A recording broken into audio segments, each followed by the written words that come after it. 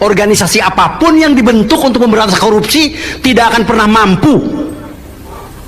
Sekarang polisi ada. Siapapun ketua KPK-nya, siapapun ketua Jaksa Agungnya, dan siapapun Kapolrinya tidak akan pernah mampu dan tidak akan pernah berhasil membuat bersih negeri ini dari para koruptor.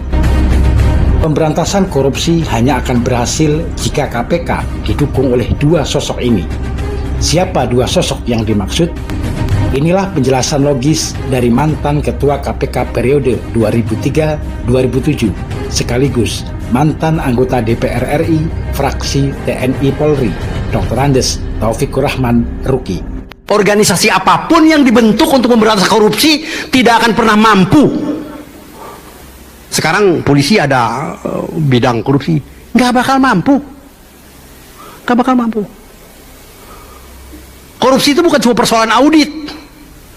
Audit itu kerjanya cuma ngeluruskan, dan ini sesuai dengan aturan. Korupsinya bukan di sono. Korupsi di sini nih.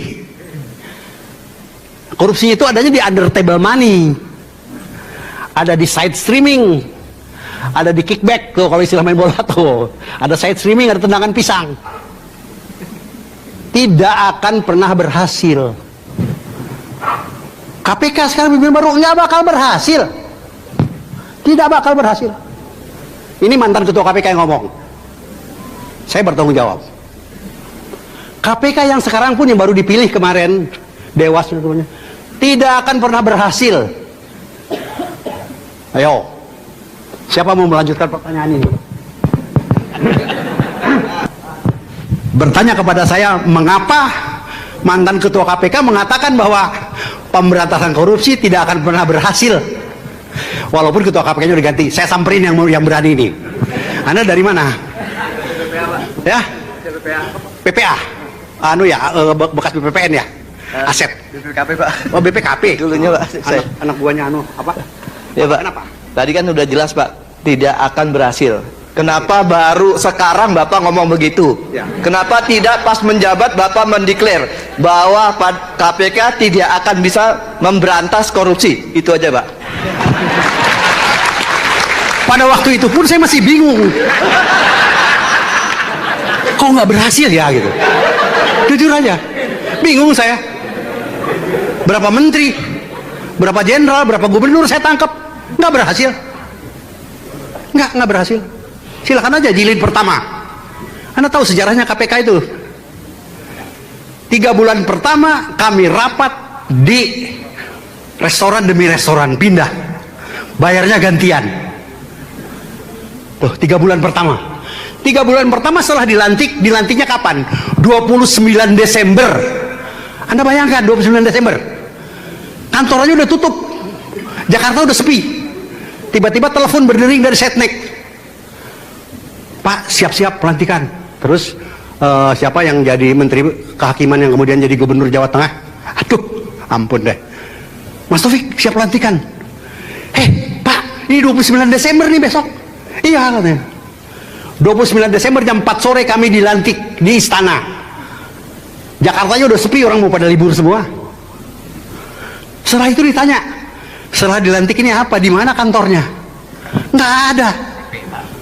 Akhirnya kita berlima, saya Taufik Ruki, Eri Diana Harja Pemekas, mantan Dirut Timah, Tumpak Hatorangan Pangabean, Kajati Kalimantan Barat kalau nggak salah, Amin Sunaryadi, auditor di BPKP, dan Sahrudin Rasul, juga auditor di BPKP.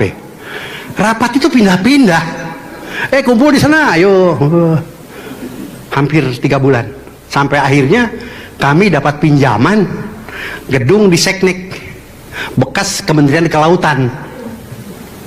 Itu Kementerian Kelautan waktu itu Pak Sarwono Kusumaatmaja. Kemudian kosong 2 lantai, lantai 1, lantai 2 diserahkan. Ya kosong, meja berantakan, bisa dipakai, warga jelas. 6 bulan kami mulai menata kerja di nol. Paksa kerja dan mencoba menangkap, mencoba melakukan action. Gubernur seingat saya 2, menteri, jenderal, Pensiun tentunya, tidak pensiun. Dilanjutkan oleh Saudara Antasari. Lanjut, Gubernur Bank Indonesia, Menteri ini, kelepek. Antasarinya kelepek oleh sebab lain. Tunjuk pengabdian sebagai PLT-nya. Ganti Abraham Samad. Wah, luar biasa. Melambung tinggi, kelepek. Pra-peradilan kalah. Persidangan bebas. Ganti Agus Raharjo. Aman. Aman, ombaknya nggak kenceng. Anginnya tenang. Ganti Firly. Mabok. Apa? Saya mikir, iki piye ya? Loh ini kok begini nih, gini nih, gimana ini? Sampai saya pada kesimpulan, siapapun juga ketua KPK-nya, siapapun juga jaksa agungnya, siapapun juga Kapolrinya, pemberantasan korupsi tidak akan pernah berhasil. Indikator pertama adalah indeks persepsi korupsi, CPI, Corruption Perception Index, turun. Emangnya Corruption Perception Index itu apa? Corruption Perception Index adalah diukur oleh Transparansi Internasional apabila pelayanan publik, ya, pelayanan publik lancar, tidak ada masalah suap menyuap, tidak terhambat oleh birokrasi yang senang lihat orang susah, susah lihat orang senang, maka CPI-nya akan naik. Lah emangnya pelayanan publik tugasnya KPK? Emangnya pelayanan paspor tugasnya KPK? Emangnya pelayanan pemberian sertifikasi tanah tugasnya KPK? Memangnya izin SIM tugasnya KPK? Memangnya izin bangunan tugasnya KPK? Ayo, memangnya kir mobil tugasnya KPK? Itu semua pelayanan publik, bikin KTP, bikin paspor. Saya aja ketua KPK bikin SIM, bukan bikin SIM, bikin paspor. Kena pungli. Swear.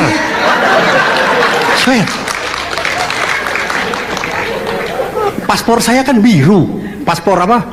Paspor hijau itu paspor pegawai. Nggak terasa paspor swasta, paspor yang biru saya mati.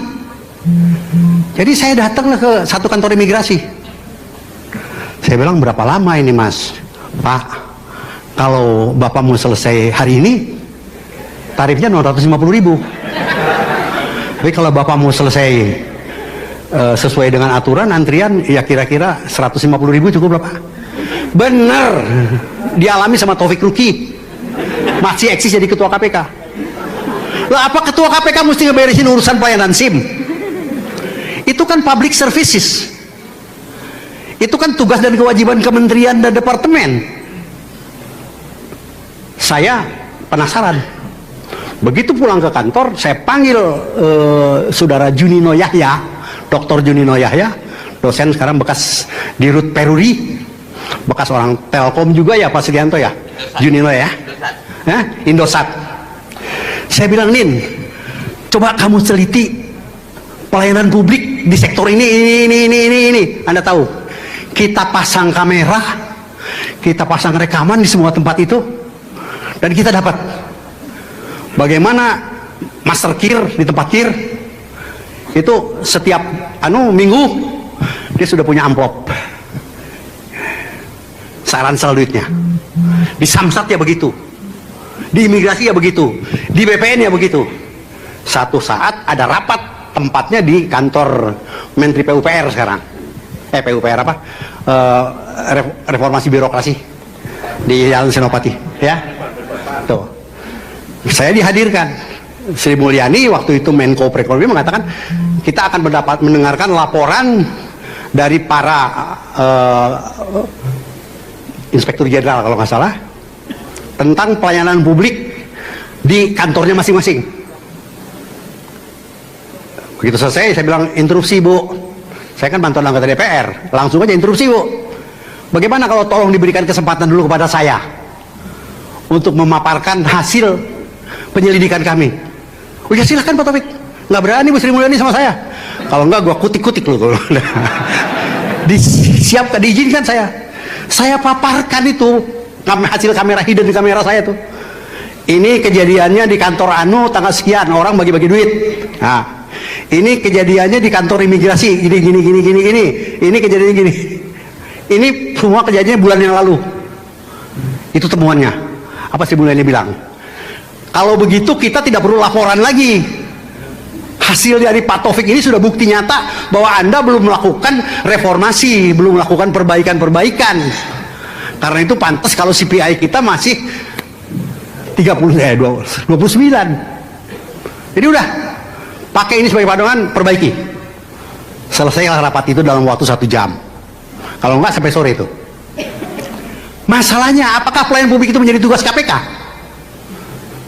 Bukan, itu tugas pemerintahan. Tugas pemerintahan itu. Satu. Yang kedua, saya tangkap setengah mati nangkepnya. Setengah mati nangkepnya. Untuk mencari buktinya, 2 minggu auditor saya bersama-sama dengan ahli kehutanan keluar masuk hutan di Kalimantan hampir sekitar 60.000 hektar. Kita cek tegakan-tegakannya, potongan-potongannya untuk membuktikan bahwa telah terjadi korupsi dalam izin penebangan.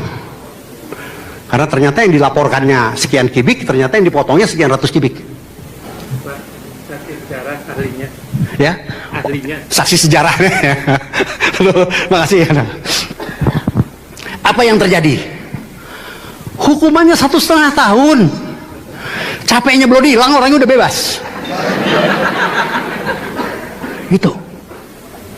Itu kerjaan siapa menghukum itu? Kerjaan hakim di pengadilan. Jadi kalau para pimpinan birokrasi pemerintahan, para hakim di pengadilan tidak punya komitmen yang kuat terhadap perbaikan pelayanan publik dan terhadap tindakan represif untuk membuat orang jerah, ketua KPK-nya malaikat juga nggak akan selesai. Kurang hebat bagaimana Pak Domo, Pangkop Kamtib? Siapa yang berani Pak Domo? Kalian masih kecil-kecil pasti. Kalau saya ketemu Pak Domo udah meringkuk saya. Waktu itu saya masih pangkat kapten. Pak Domo udah jenderal bintang 4. Kalian mungkin belum lahir waktu itu. Habis. Jadi pemberantasan korupsi, auditornya jago-jago sekalipun ini koleganya Pak Stianto tidak akan pernah berhasil menangani korupsi apabila dua pemimpin negara ini tidak punya komitmen. Pertama, pemimpin negara presiden.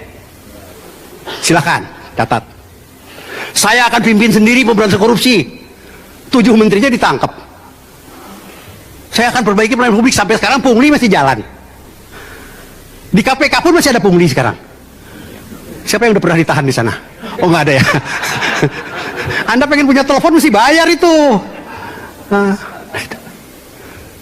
Jadi kalau pemimpin negara dan ketua Mahkamah Agung tidak punya komitmen yang kuat untuk memberantas korupsi, Anda, direktur-direktur Anda, kepala jabatan Anda, menteri Anda pun akan, tenang aja lah, itu kan kawan kita juga.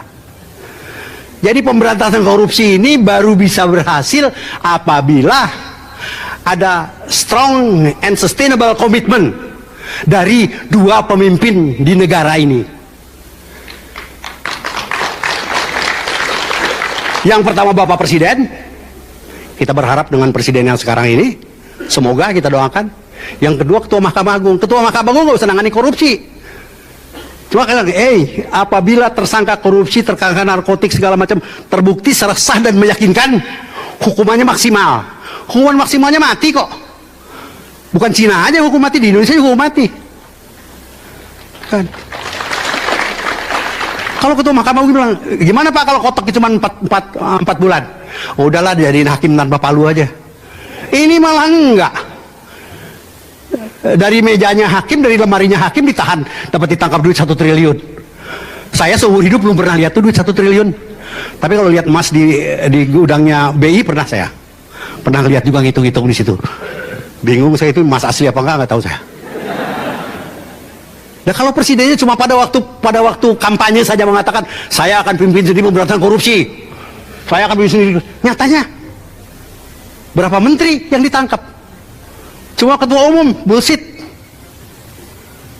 Kalau ketua umum partai nggak ada artinya, nggak didengar. Jadi untuk pemberantasan korupsi itu diperlukan sebuah strong and sustainable commitment dari pimpinan negara dan dari pimpinan pengadilan. Pak, kenapa nggak Kapolri? Kapolri main cedel, berhentiin. Apa susahnya? Jaksa Agung nggak mampu, berhentiin. BPKP nggak jalan, ganti. BPK impeach saja udah. Nggak ada. Dirut nggak berani, ganti. PSWN sih, nggak susah nggak ganti dirut. Ya Pak Tanto ya, nggak susah. Yang susah diganti itu kalau dirutnya berani store.